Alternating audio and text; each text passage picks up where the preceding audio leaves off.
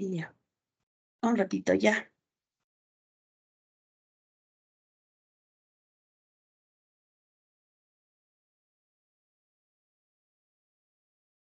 Ya, un minuto.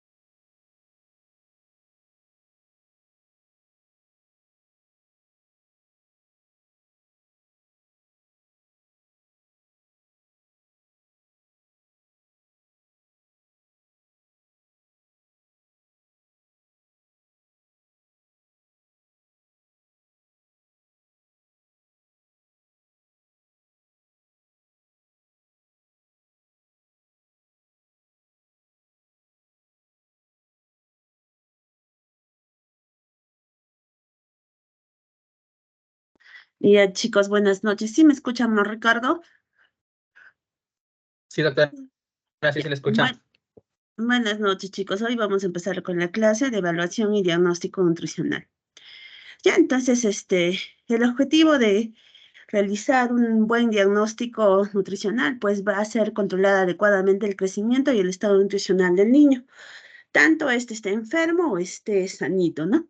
Entonces, ¿por qué? Porque es importante identificar alteraciones, tanto por defecto como por exceso, y determinar, pues, si estas alteraciones son de origen primario o secundario. Entonces, nosotros tenemos una norma técnica del MINSA que nos ayuda a valorar lo que es el crecimiento y desarrollo, ¿no?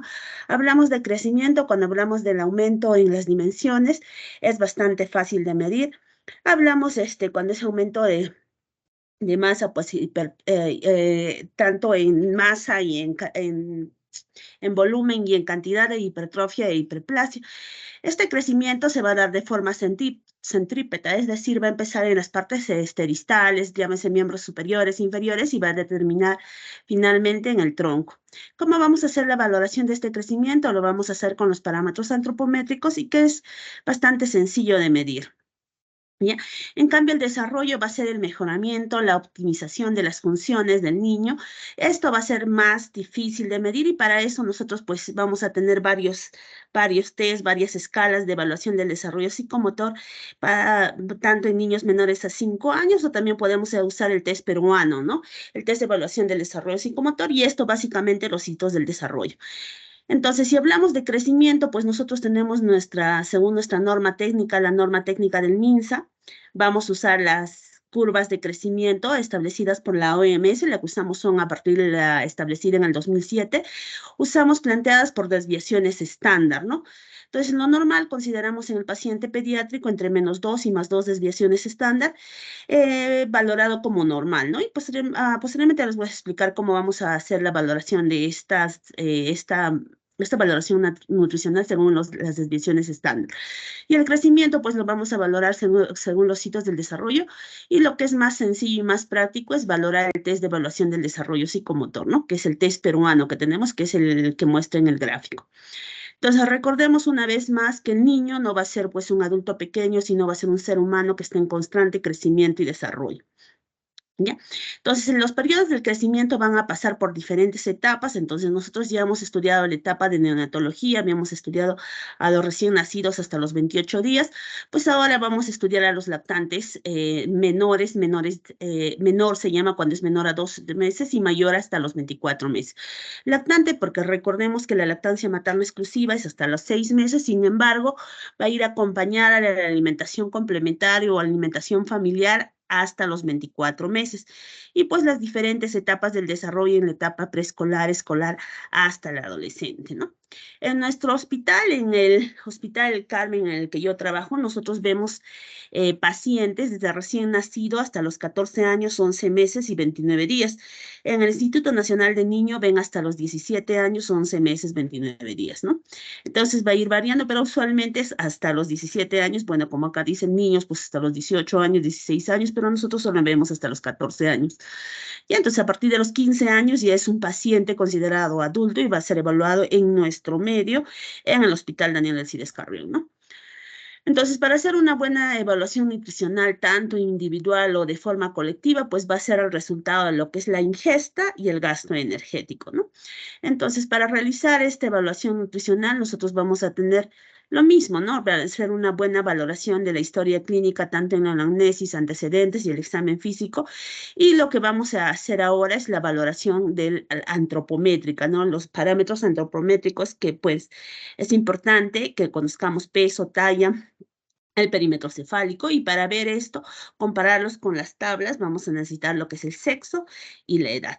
Valoración de la edad ósea es importante en aquellos pacientes que ya están iniciando la pubertad, y la maduración sexual también, que tenemos una escala que es la escala de Tanner para valorar esto en los diferentes, tanto en varones y mujeres, ¿no? Y algunos exámenes auxiliares, pues que nosotros podamos necesitar, que son indicadores bioquímicos, pueden ser albúmina, entre otros, y algunas exploraciones complementarias como puede ser impedancia. ¿Ya? Entonces empezamos con la historia clínica, pues va a ser el primer paso para realizar esta evaluación nutricional. Vamos a hacer una anamnesis, un examen clínico, y determinar tanto las alteraciones, tanto por exceso o como por defecto. Valorar el ritmo de crecimiento. Es importante que nosotros valoremos la velocidad de crecimiento, que es mucho mejor que realizar una evaluación estacionaria o estática. Conocer los antecedentes, antecedentes patológicos, valorar si el paciente va a tener alguna dificultad en la ingesta, el consumo de algunos fármacos en aquellos pacientes portadores de alguna comorbilidad, como los pacientes cardiópatas, los pacientes que son portadores de epilepsia, que toman algunos fármacos, ¿no? Y dietas no convencionales de acuerdo a las creencias, al grupo familiar, pacientes vegetarianos, sobre todo los padres, ¿no? Entonces, al hacer esta evaluación nutricional con la anamnesis, pues valoremos las enfermedades personales del paciente, si tiene enfermedades crónicas. Ah, y ahora.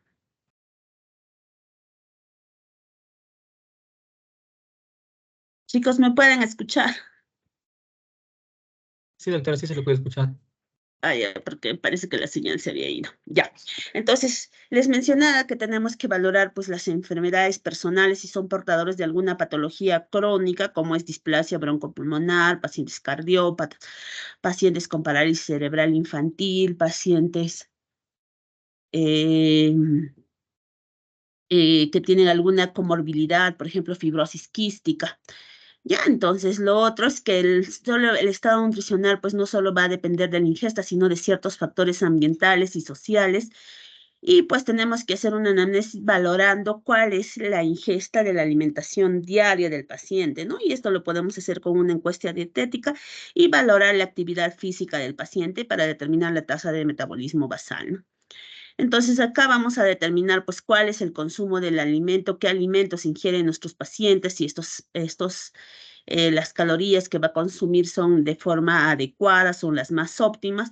Y esto pues hay diferentes métodos, ¿no? Preguntando al familiar cuál ha sido la alimentación en las últimas 24 horas, hacer que la madre haga un registro de la dieta de forma semanal, cuáles son los alimentos que consume con más frecuencia, y la composición de de los alimentos que este paciente ingiere, ¿no?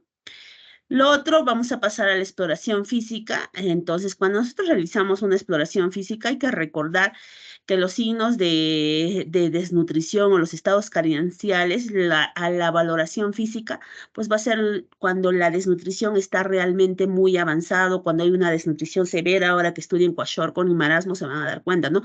Entonces son los grados de desnutrición muy, muy severa. Entonces, cuando tenemos grados de nutrición muy leve, aparentemente al examen físico pues no va a presentar ningún tipo de alteración, ¿no? Entonces, recordarles una vez más que en el paciente pediátrico lo ideal pues es hacer un examen físico cuando el paciente esté desnudo, un examen cefalocaudal, recordar que van a empezar con la inspección pues valorando la piel, las características de esta piel, si hay cerosis, si está hiperpigmentada, observamos el cabello, si está delgado, si está despigmentado, pues observamos el signo de la bandera, si este cabello está muy frágil, es fácil de desprender. Ay, ¿me pueden escuchar? Sí, doctora. Sí se le escucha, doctora. Ahora ya no, apago su audio. Chicos, estoy que me desconecto. A ver, me parece que me estoy reconectando nuevamente. Ya, entonces me había quedado en la parte donde decía el cabello. Ya, si este cabello es fácil de desprender, ya, si está delgado, si observamos el signo de la bandera, cuando hay diferentes características en el cabello, ya, si este es fácil de desprender, las uñas, las características, si tiene estas líneas transversales, si está deprimida. ¿Ya? En la cara podemos observar, pues a nivel de la boca, estas pequeñas lesiones a nivel de lo que son las comisuras labiales, la queilitis. Podemos observar las manchas de Bitot a nivel de los globos oculares que se van a presentar pues en grados extremos de desnutrición y cuando hay compromiso de lo que es el tejido celular subcutáneo, cuando hay emaciación y cuando pacientes pues tiene una marcada ascitis o pacientes que están edematosos, cuando ya el compromiso ha sido bastante severo, ¿no? Incluso podemos tener pacientes con disminución muy marcada de lo que es la masa muscular, compromisos óseos, el cráneo va a estar bastante frágil, va a ser deprimible, puede presentar un cráneo Teves y acá lo que es a nivel abdominal, pues una hepatosplenomegalia con una citis, ¿no? Entonces estos signos físicos de desnutrición se van a presentar pues cuando es ya muy severo, ¿no? Cuando no los hemos detectado oportunamente. Yo- ¿Me pueden escuchar, chicos? Y ahora. Sí se le escucha, doctora. Vale. Chicos, no pueden escuchar. Sí, doctora, sí se le Sí, escuchan, puede pero escuchar. ya parece Ujú. que me estoy reconectando cada rato. Ya, entonces me avisan cuando no se escucho porque parece acá que me estoy reconectando y ahí hubo un problema, dice. Y entonces, ese es el examen físico, que ya pues va a ser cuando los signos de desnutrición han sido muy marcados y el paciente está con una desnutrición severa. Y entonces, para hacer una valoración, la valoración de lo que es el crecimiento del paciente, lo que es bastante fácil y sencillo es realizar la valoración antropométrica y hacer la valoración de los indicadores de este estado nutricional. Y para esto tenemos varios índices. Ya, entonces vamos a tener el índice que es peso para la edad, que nos indica una desnutrición global, que es conocida como el índice de Gómez, el índice de peso para la talla, que nos ayuda a evaluar lo que es una desnutrición aguda, que es conocida como el índice de Waterloo, y el índice de talla para la edad que nos ayuda a valorar una desnutrición crónica. Ya, entonces esto es también conocido como el índice de Waterloo.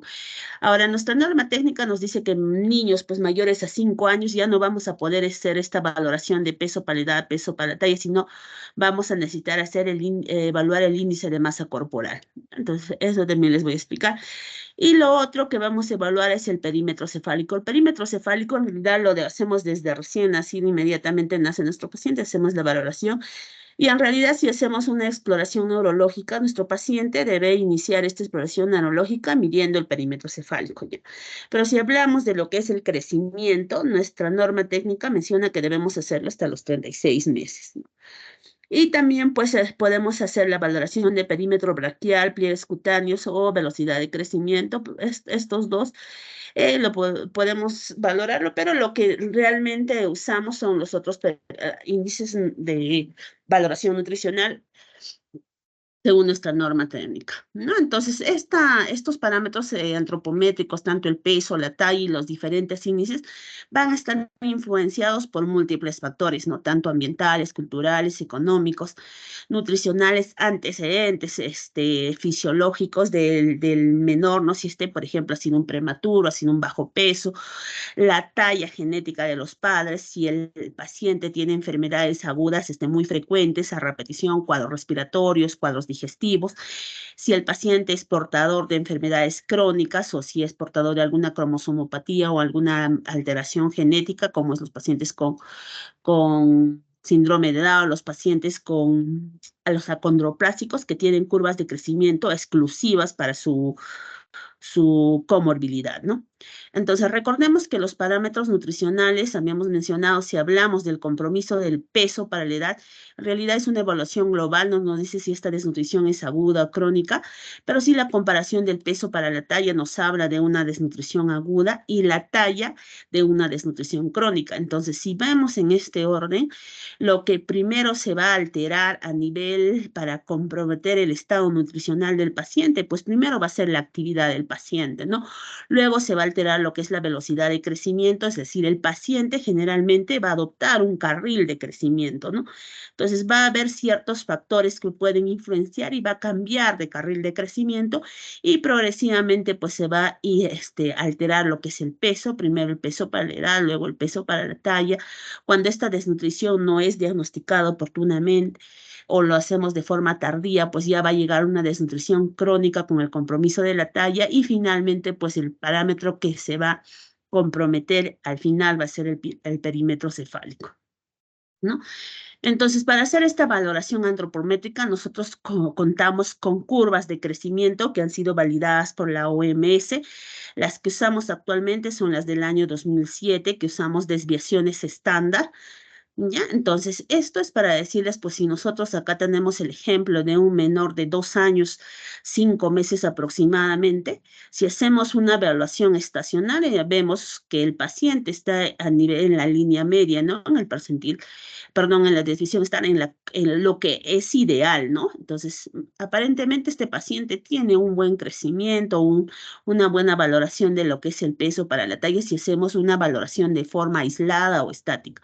Pero sin embargo, si nosotros valoramos de forma dinámica a través del tiempo, vemos que este paciente tenía otro carril de crecimiento, ¿no? Y su crecimiento pues era en más 2 desviaciones estándar durante los primeros 2 años, ¿no? Y ha pasado algo, está sucediendo algo que el paciente está cambiando su carril de crecimiento, ¿no? Entonces no está bien, ¿no? Entonces es importante que nosotros identifiquemos adecuada y oportunamente, ¿no? Entonces, esto es un resumen de lo que vamos a hablar a continuación, que es la valoración antropométrica y los índices que vamos a evaluar. Entonces, el peso para la edad habla de una desnutrición global y va a tener unos porcentajes de afectación. Ya, entonces, se conoce como, diagnosticamos como pues de nutrición global leve, moderado, severa, son los parámetros de Gómez. El otro, el índice que tenemos es el peso para la talla, valoramos la desnutrición aguda, es uno de los índices de Waterloo. Entonces, acá hablamos de una desnutrición aguda, si es leve, moderado, severa, se considera normal entre 90 y 109. Ya, y también podemos hacer el diagnóstico de obesidad. Ya, y finalmente lo que es el compromiso de talla para la edad con un diagnóstico de desnutrición crónica, que también es el otro parámetro de Waterloo. Y entonces, esto, bueno, les voy a enseñar básicamente porque actualmente ya no lo usamos con mucha regularidad, ¿no? Entonces usamos ya las desviaciones estándar, hay calculadoras de la OMS que les voy a explicar ahora para que ustedes puedan hacer un diagnóstico adecuado de lo que es el estado nutricional del paciente, ¿no? Pero sin embargo es para que conozcan, pues, ¿no? Entonces vamos a empezar con lo que es el peso. Recordemos que un recién nacido, pues, tiene el peso normal entre 3.000 y 3.500 gramos y va a tener algunos momentos de su vida en que va a duplicar y triplicar el peso, que es al quinto y al primer año de vida. Y pues nos ponemos unas fórmulas para calcular aproximadamente el peso de cada paciente. Por ejemplo, en los 2 y 5 años podemos multiplicar edad por 2 más 8 y calcular el peso aproximado, ¿no? Lo otro que es que ustedes tienen que conocer es cuánto es la ganancia ponderal de un paciente mensualmente, sobre todo en los primeros 6 meses, ¿no? Entonces recordemos que los primeros 7 días de vida el neonato va a perder peso y a partir de ahí la ganancia de peso va a ser 30 gramos por día. Y es así que el primer mes de vida, pues el lactante va a ganar entre 800 a 1,5 kilos de peso que no se va a dar en otra etapa de la vida. Ya, entonces llegando al año más o menos entre 10 kilos aproximadamente, ¿no? Entonces, para pesar al bebé, pues vamos a tener ciertas particularidades, podemos pesarlos sentados o acostados hasta los 36 meses, y entre los 24 y 36 meses podemos pesarlos acostados o de pie, o algunos mencionan que a partir de los 2 años debemos pesarlos de pie completamente, ¿no? Y tabularlos en las tablas que que son las de la OMS. Y entonces, este peso para la edad, como les había mencionado, son los parámetros de Gómez, nos ayuda a evaluar una desnutrición de manera global. Tiene ciertas ventajas que es bastante fácil de obtener, pero sin embargo no nos ayuda a diferenciar entre una desnutrición crónica y aguda. Y entonces, esto es la tablita que les había mostrado inicialmente, pues cuando hablábamos de una desnutrición global leve, moderada o severa, ¿no? De acuerdo al compromiso, ¿no? Y entonces, acá vamos a tener, entonces, ¿cómo realizamos este diagnóstico según nuestro parámetro de Gómez? Entonces, va a ser similar en lo que es la valoración de lo que es el peso para la talla y talla para la edad, ¿no? Entonces, ¿cómo hacemos? Acá tenemos el peso para la edad. Entonces, colocamos el peso actual del paciente, que acá les voy a mostrar un ejemplo, ¿ya? Entonces, tenemos acá un niño de 32 meses, que sería 2 años, 8 meses, que pesa 13.4, ¿no? Entonces, lo que nosotros, para estas tablas, lo que nosotros vamos a usar son percentiles, ¿ya? Entonces, la OMS también tiene sus tablas en percentiles, ¿ya? Que se han usado desde el año 97 más o menos hasta el 2007, incluso hay tablas de la CDC donde se usan por percentiles, ¿no? Entonces, acá este es el ejemplo, es un niño de 32 meses, o sea, sería 2 años, 8 meses, que pesa 13.4 kilos y se solicita su valoración peso para la edad. Entonces, lo primero, buscar la tabla para este grupo etario. Entonces, estamos en esta tabla, que es, acá no tiene ya. Entonces, valorar, ¿no? Entonces, esta tabla tenemos una línea vertical donde vamos a valorar el peso, una línea horizontal donde está la edad, ¿no? La edad en años y meses. Entonces nos ubicamos en la recta, en la línea horizontal ubicamos la edad del paciente, que sería 2 años, 8 meses. Observamos, pues, si el paciente tiene un peso de 13.4, buscamos el peso para el percentil 50, que sería aproximadamente 13.8. ¿No? Entonces, para resolver esto, vemos que el peso para la edad va a ser el peso actual del paciente, que sería 13.4.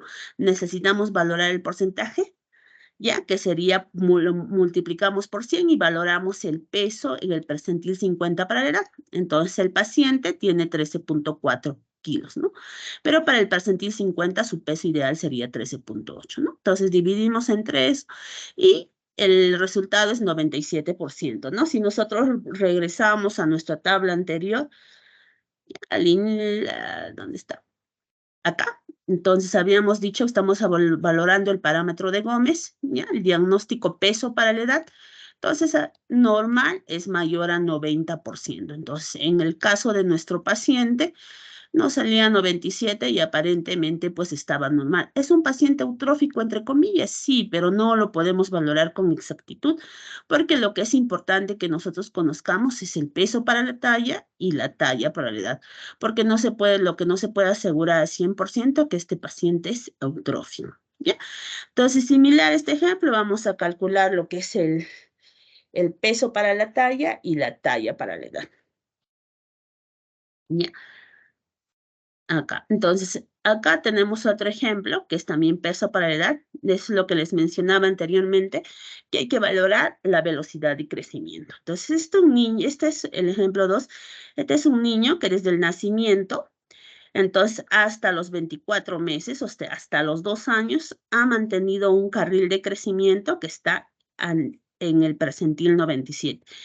Entonces, si nosotros consideramos estrictamente según los percentiles y valoramos IMC, sería pues o por encima de estos valores 97, consideramos como un paciente con obesidad, ¿no? Pero sin embargo, es un paciente que tenemos que valorar los otros parámetros antropométricos y ver realmente cómo está yendo su crecimiento, ¿no? Entonces, este paciente aparentemente es un paciente que ha ido, es un paciente grande, que ha ido su crecimiento en el percentil 97 hasta los 2 años, pero probablemente está pasando algo y este paciente está cambiando su carril de crecimiento y ahora pues el paciente está pesando 13.4, ¿no? Entonces, ¿cómo vamos a hacer la valoración nutricional en este paciente? Algunas guías dicen que nosotros no podemos evaluar a este paciente o hacer un diagnóstico con la valoración del peso para el percentil 50, porque ese nunca ha sido su carril de crecimiento, sino que su carril de crecimiento ha sido el percentil 97, ¿no? Entonces, ¿qué hacemos? Este es el niño que tiene hasta los 24 meses ha mantenido este carril de crecimiento hasta el percentil 97, pero ahora pues pesa 13.4. Entonces, ¿cuál sería el peso para el percentil 50? No, lo que deberíamos considerar es el peso ideal que ha tenido durante todos estos meses el carril de crecimiento que ha adoptado. Entonces, su peso teórico ya no sería el peso en el percentil 50, sino sería en el percentil 97. Entonces, para el percentil 97, el peso ideal sería 17 kilos. Entonces, ya no pondríamos el 13.8 del percentil 50, sino el 17 y calculamos su peso, ¿no? Entonces, acá ya vemos que sale 78%, ¿ya? Entonces, este paciente ya pues no está eutrófico, entre comillas, sino ya está entrando a un grado de desnutrición, ¿no? Es una desnutrición leve, porque este paciente ha estado en su carril de crecimiento mucho mayor, ¿no? Y está descendiendo. Ya, entonces acá tenemos otro ejemplo, pero es otro ejemplo similar al anterior, pero que este paciente pues está adoptando un carril de crecimiento en el percentil 15, igual durante todos los meses, y no se va a considerar patológico porque este paciente ha ido bien durante todos sus controles de desarrollo en el percentil 15, ¿no? Entonces, no todos los pacientes van a crecer en el percentil 50, va a haber un grupo normal de pacientes que van a adoptar curvas de crecimiento inferiores sin ser patológicos. Ya, entonces, por ejemplo, este paciente igual ha mantenido su curva de crecimiento en el percentil 15 hasta los 24 meses. Ya, pero sin embargo, ha habido alguna alteración, algo que algo está pasando, que este paciente está cambiando igual de carril de crecimiento, que tampoco no es normal. Ya, entonces, igual vamos a valorar el peso teórico, el peso sería el 13.4, ya no el que es en el percentil 50, sino en el percentil 15, que el paciente ahora está, que es su curva de crecimiento normal, ¿no? Entonces ahí sería 111, entonces el paciente ya no está pues en una curva de crecimiento normal, ¿no? Entonces ya está entrando a un riesgo de obesidad, de un sobrepeso. Y entonces eso es el peso para la edad. Y lo otro que vamos a tener, el otro parámetro, es el peso para la talla, que es el parámetro de Waterloo, que es para valorar el estado de nutrición actual. Nos va a hablar de una desnutrición aguda. ¿Ya? Entonces, igual las ventajas, esta no va a depender de la edad. Y similar al anterior, pues vamos a tener igual la valoración según nuestros índices antropométricos con percentiles. Igual que igual vamos a colocar el paciente, acá está, el peso para la talla, el peso que tiene el paciente y en el percentil, para la talla en el percentil 50, ¿cuánto es? Igual vamos a calcular de la misma manera. ¿Ya? Entonces ahí vamos a valorar si es una desnutrición aguda, si esta desnutrición aguda pues es leve, moderada o severa. ¿Ya? Y el otro parámetro antropométrico es la valoración de lo que es la talla. Entonces, la talla nos va a ayudar a valorar lo que es la desnutrición crónica. Entonces, para la talla, nosotros tenemos dos formas de medir a un paciente, ¿no? Lo ideal es en menores de 24 meses, es tallarlos acostados y esto vamos a determinarlo como longitud. Y en los pacientes mayor a 36 meses vamos a medirlos de forma en la bipedestación, que el occipucio esté pegado a lo que es el tallímetro, las escápulas y ambos los piececitos también deben estar pegados, el taloncito, a lo que es la parte posterior del tallímetro, ¿no? Entonces, para obtener una buena talla. Entonces, acá vamos a valorar lo que es la talla para la edad, para valorar lo que es la desnutrición crónica o retraso de crecimiento, ¿no? Igual vamos a tener los parámetros en porcentajes, si esta talla para edades habla de una desnutrición crónica leve, moderada o severa. Entonces, acá tenemos algunos ejemplos, ¿ya? Entonces, tenemos una lactante de 9 meses de edad con un peso acostada de 6,300, ¿ya? Con un diagnóstico crónico y clínico de lo que es desnutrición. Entonces, lo que necesitamos valorar es su peso para la edad. Entonces, este paciente no nos da más datos sobre cómo ha sido su carril de crecimiento, no tenemos más datos, solo nos habla de una evaluación estacionaria. Entonces, vamos a valorar peso para la edad. Entonces, colocamos el peso del paciente, multiplicamos por 100 y el peso en el percentil 50 para la edad, que sería, si nosotros ubicamos en nuestras curvas de crecimiento, sería 8,6. Entonces, sería en porcentaje 73%. Entonces, este paciente está entrando en una desnutrición global moderada, ¿no? Entonces, necesitamos valorar otros parámetros nutricionales para ver si esta es aguda o crónica, ¿no? Ahora, tenemos acá el mismo ejemplo de la niña, de esta nena. Tiene 9 meses, 6,300, pero tiene edema nutricional. Y acá es importante que nosotros recordemos que todo paciente con edema son clasificados como desnutrición severa, independientemente si el porcentaje sea en déficit o exceso de peso para la edad o peso para la talla, ¿ya? Entonces, todo paciente con edema, independientemente de la valoración de estos parámetros antropométricos, va a ser valorado como desnutrición severa. Eso es importante que recuerden, ¿ya? Entonces, acá van a hacer los estudios de lo que es Kwashiorkor, ya cuando hablamos de una desnutrición severa con edema y marasmo, pues los pacientes que están caquéticos, que no hay edema. Y entonces acá vamos a valorar los otros parámetros antropométricos. Entonces esta niña de 9 años pesa 6,300, tiene un peso para la edad con una desnutrición grado 2 o desnutrición moderada, sin edema nutricional y tiene una talla de 70 centímetros. Entonces lo que vamos a valorar acá es el peso para la talla, ¿ya? Igual vamos a poner el peso del paciente. Ajá. ¿Me pueden escuchar? No me escuchan. Sí, doctora, sí se le puede escuchar. Ya. Sí me escuchas, pero ya parece que está tum, aparece. Ya, entonces ya me olvidé, ya, acá ya estamos acá, el peso para la talla.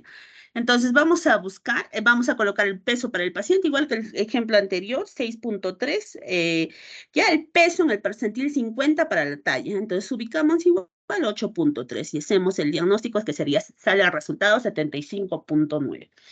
Entonces, si hablamos peso para la talla y el resultado está en 75,9, pues hablaríamos de una desnutrición aguda. En este caso, desnutrición aguda moderada. ¿Ya?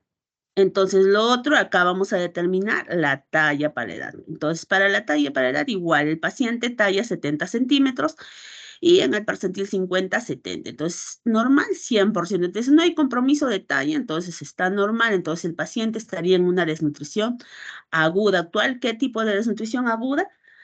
Moderada severa salió moderada, ¿no? Entonces tiene una talla para edad normal, tiene un peso para edad que está en déficit, tiene un déficit para el peso para la talla. Entonces es una desnutrición aguda. Entonces de esta forma vamos a usar los parámetros de Gómez y Waterloo. Igual acá hay otro ejemplo que para calcular lo que es el peso para la talla, el peso para la edad, que es de nutrición global, la talla para la edad y el peso para la talla, ¿no? Igual acá valoramos los porcentajes de cada uno y vemos, pues si es peso para la edad, hablamos de desnutrición global, ¿ya? Entonces, en este caso, peso para la edad está menos al 90%, está alterado, sería una desnutrición global, inicialmente desnutrición leve, pero hay compromiso de la talla, entonces ya habría una desnutrición crónica. Y entonces acá igual tenemos varios ejemplos para que ustedes puedan repasar. Ya. Entonces, esto es otra vez para recordarles que esto es pues por porcentajes, es muy difícil de recordar, entonces para fácil que tengan su tabla a la mano y los porcentajes para ver si está en una desnutrición leve, moderada o severa. Y lo que sí es importante que recuerden, cuando hay compromiso es una desnutrición aguda, cuando hay talla es una cuando hay compromiso de la talla es una desnutrición crónica, ¿no? Entonces, peso para edad solamente nos habla de una nutrición global, no sabemos si es aguda y si es crónica, ¿no? Entonces, acá un resumen final para ver, pues si los 3 parámetros están normales, pues el paciente está eutrófico, ¿no? Si solo hablamos de peso para la edad y está normal, no podemos hablar que este paciente esté eutrófico, porque puede haber alteración de los otros parámetros, ¿no?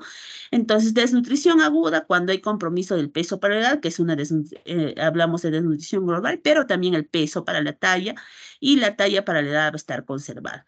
Cuando hay una desnutrición crónico activa, pues, entonces vamos a tener que va a haber déficit tanto del peso para la edad, peso para la talla y talla para la edad. En cambio, cuando hay una desnutrición crónica previa o reagudizada o que está en proceso de recuperación, vamos a tener que el peso para la talla está normal, pero sin embargo el peso para la edad y talla para la edad están comprometidos. ¿Ya? Entonces, igual, acá un ejemplo, y recordar que para hacer una correlación adecuada entre las curvas de crecimiento, debemos tener bastante práctica, valorar la velocidad de crecimiento para no hacer diagnósticos erróneos, pues, de excesos o defectos que no tiene el paciente, ¿no? O diagnósticos de desnutrición que no existen. ¿Ya? Y acá hay más ejemplos para que puedan practicar. Ya, lo otro es, esto es en niños menores de 5 años, pero ¿qué pasa cuando el niño ya tiene es mayor de 5 años? Lo que usamos es el índice de masa corporal o índice de Quetelet. Entonces, la fórmula práctica de calcularlo es pues peso sobre talla al cuadrado, y acá hay un ejemplo, y otras formas que acá ustedes pueden tener pues con pulgadas, con centímetros, y acá están las relaciones entre pulgadas y centímetros. Pero lo más práctico es el primero, peso sobre talla al cuadrado, ¿no? Entonces, en la clasificación del índice de masa corporal no es como en el paciente adulto que hablamos de obesidad. Acá les voy a mostrar, ¿no? Ya. Entonces, acá usamos percentiles que puede ser en bajo peso menor al percentil 5, un peso normal entre 5 y 85, y obesidad cuando este paciente supera el percentil 95. ¿Ya? Eso es lo que dice nuestra norma técnica. Ahora, en el paciente adulto es diferente. Entonces, cuando ya tenemos más de 20 años, ya hablamos, pues, un paciente que está con un peso eutrófico entre 18 y 24.9 aproximadamente, ¿no?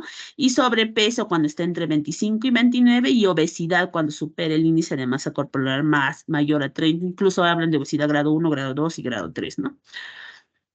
Y finalmente, pues el parámetro que al final se va a alterar cuando hay una desnutrición muy severa es el perímetro cefálico, ¿no? Pero lo que tenemos que tener en cuenta, si esta alteración del perímetro cefálico es por alguna alteración a nivel de lo que es la nutrición, o porque el paciente pues tiene una microcefalia de forma patológica. ¿Cuándo puede presentar esta microcefalia patológica, no? Cuando tiene antecedentes, por ejemplo, de asfixia, en una encefalopatía hipóxico-isquémica al nacer, pues va a generar una microcefalia en el paciente. Cuando hay infecciones por TORCH también puede generar una microcefalia, ¿no? Entonces, eso también es importante que valoremos. Igual usamos, estas son las curvas del CDC, que no usamos actualmente, pero igual, y es similar a la de la OMS. ¿Ya? Igual acá valoramos, igual que el anterior, ubicamos la edad de nuestro paciente y valorar en qué percentil pues está el perímetro cefálico, ¿no? Ya. Y otros parámetros antropométricos, que es el perímetro braquial, que tiene cierta ventaja, que no va a necesitar de la edad, ¿no? Es independiente del sexo y no requiere ni peso ni talla, ¿no? Entonces, igual que los anteriores, vamos a tener parámetros que van a hablar de que este paciente esté eutrófico o que hay un grado de desnutrición moderada o severa. Entonces, para esto existen algunas cintas que están validadas internacionalmente también, y que ahora también se están usando con bastante frecuencia. Ahora, los pliegues cutáneos, sobre todo, nos ayuda a medir lo que es el exceso de grasa, ¿no? Los depósitos de grasa. Entonces, tenemos varios tipos para medir este pliegues. Puede ser el pliegue tricipital en la parte dorsal del brazo, el pliegue bicipital, el subescapular y el suprailíaco, ¿no?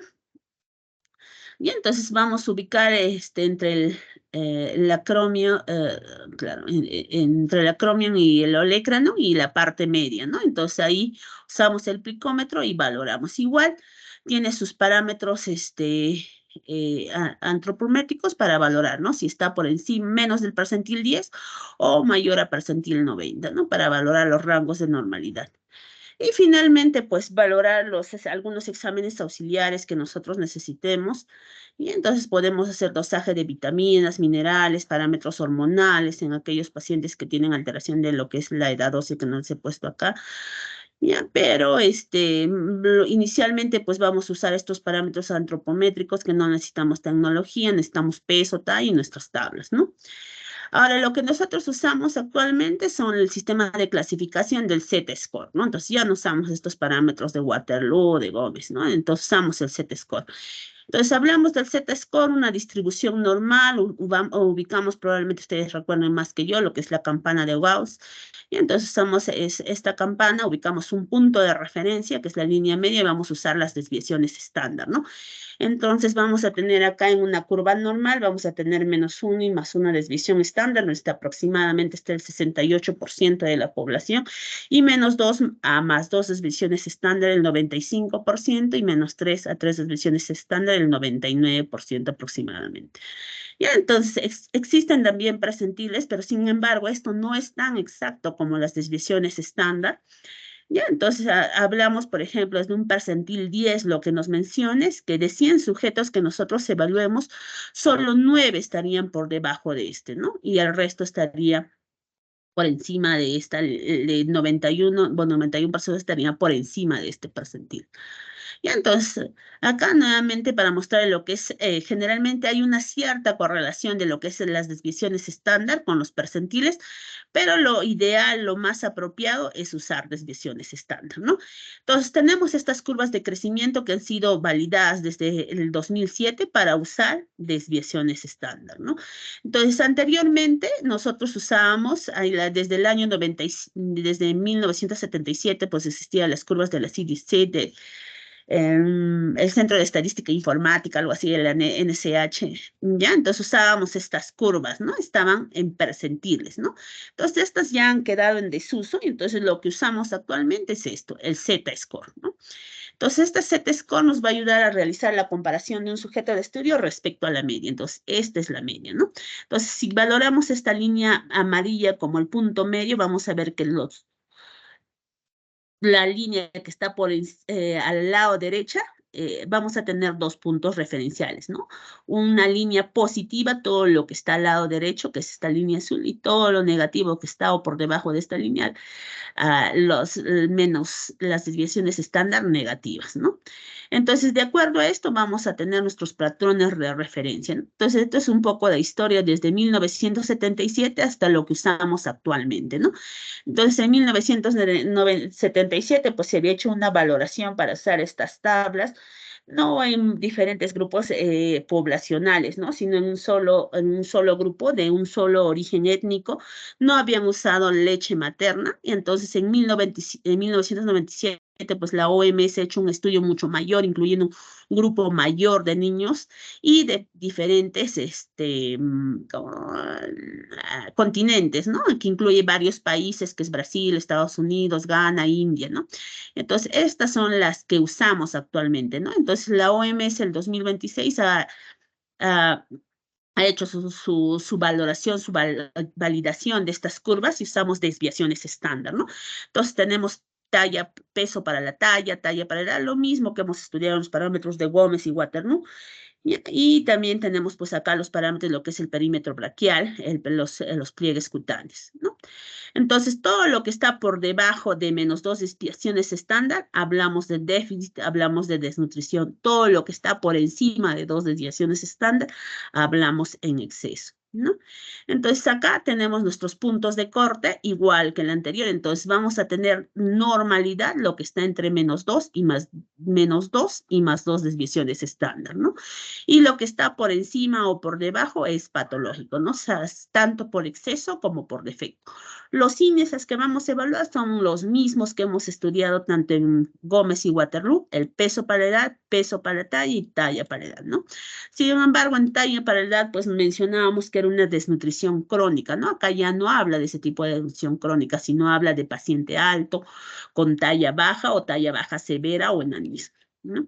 Entonces, acá hablamos de normalidad, una vez más, entre +2 y -2 desviaciones estándar. Entonces, si hablamos del índice de peso para la edad, hablamos de sobrepeso cuando está de más de 2 desviaciones estándar. Esto en niños menores de 5 años, ¿ya?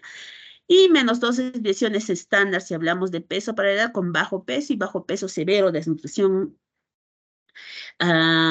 desnutrición severa en -3 desviaciones estándar, ¿ya? Igual peso para la talla se queda el desnutrición aguda, si es -2 desviaciones estándar y -3 desviaciones estándar, desnutrición severa, ¿ya? Y en relación a la talla baja o talla baja severa o paciente alto, ¿no? Entonces ahora esto para calcular, pues igual nos ubicamos en nuestras curvas de crecimiento. Ay, no les he puesto esto. Sí, creo. No les he puesto. Ya, entonces, que está, no, está en percentiles. Y entonces, al igual que esta, tenemos estas curvas que menciona -3 desviaciones, -2 desviaciones, 0 más y más 3 desviaciones estándar, ¿no? Entonces, igual que hemos hecho el ejercicio de el peso para la edad con Gómez, igual vamos a ubicar a nuestro paciente, ¿no? Pero, sin embargo, ahora la OMS tiene una calculadora que ustedes ingresan a este link, les sale la calculadora.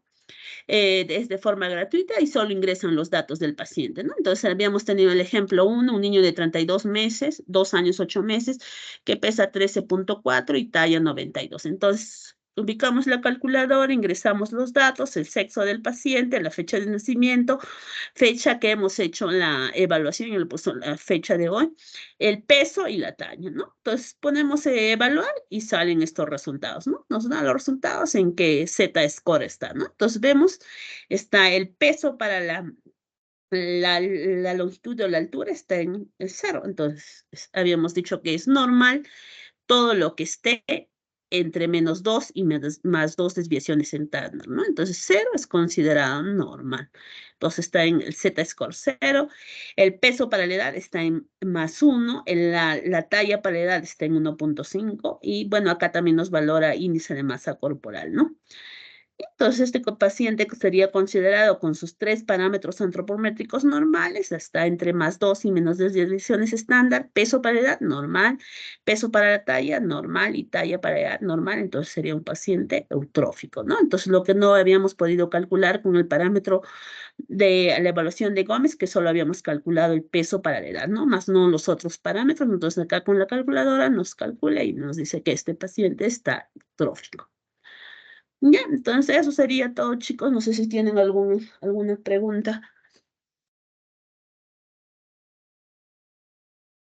No hay preguntas. ¿Es que no me escuchan? Sí, Sí, doctora, sí se le escucha. Ay, entonces pensé que nadie me escuchaba. Como nadie dice nada, no sé si está ahí alguien o no hay nadie. Sí, doctora. Ya, chicos, entonces sí, no, ya, Nada, doctora, nada. ya. Ya, chicos, entonces eso sería todo. Entonces ahí nos quedamos. Ya, chicos, Ya, doctora, cuídense, nos muchas gracias. vemos. Chao. ¿Me puede pasar sus diapositivas, doctora, por favor? ¿Por qué? Para guiarnos, doctora. Ah, qué fácil. Igual se han jalado en su examen, dice. Para Ah, Dice va. que evidencia, está doctora, facilita el examen. ¿Qué? para evidencia. A ver, ¿dónde están las evidencias de que han aprobado? Habrán jalado exclusas. Y seguramente Álvaro, más que nadie, eso que le había puesto 20 en práctica, y ya el doctor me dijo que te baje. Reclamar, doctora, la pregunta. Esta. ¿Qué pregunta va a ser? Bueno, yo me he dicho el doctor igual que siempre. Mis preguntas son muy fáciles, que las va a cambiar. Nos ha puesto una pregunta ambigua, doctora. ¿Yo? No sé, supongo ¿De que es de qué, su de de qué torcho, temerá? de torcho, doctora. A ver, Toch Pérez. A ver, le voy a revisar y le voy a decir al doctor que lo que han respondido está mal.